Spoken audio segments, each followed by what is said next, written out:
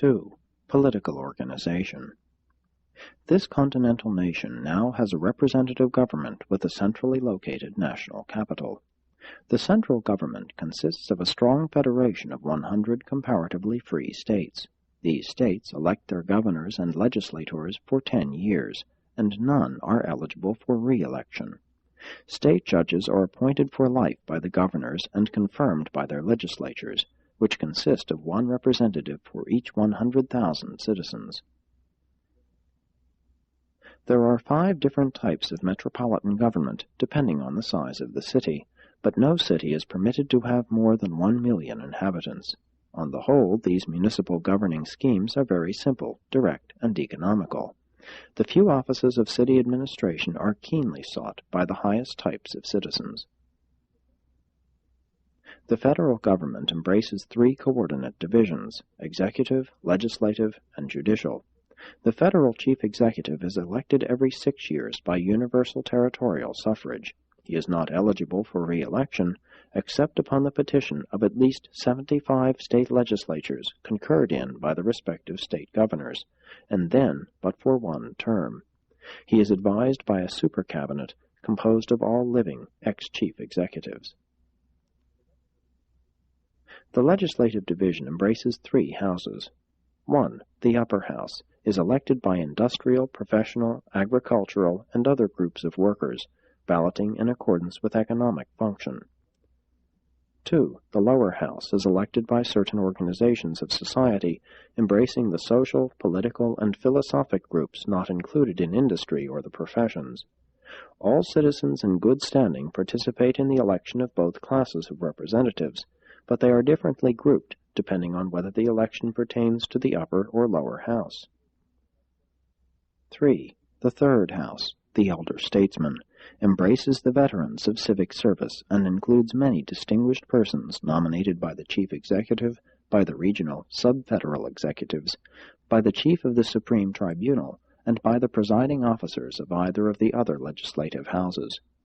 This group is limited to 100, and its members are elected by the majority action of the elder statesmen themselves.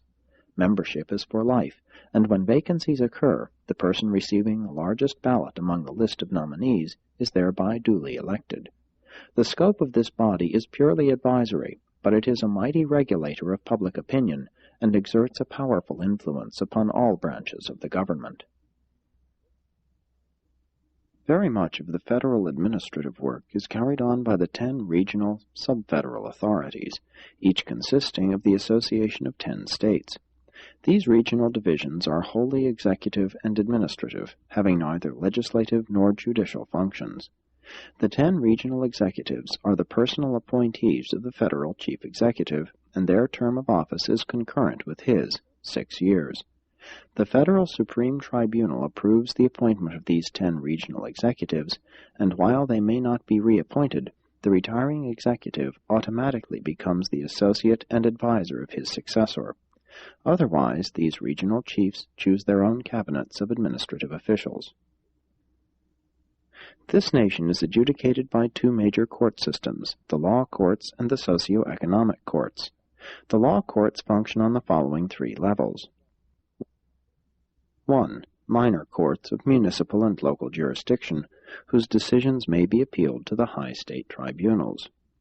2. State Supreme Courts, whose decisions are final in all matters not involving the federal government or jeopardy of citizenship rights and liberties.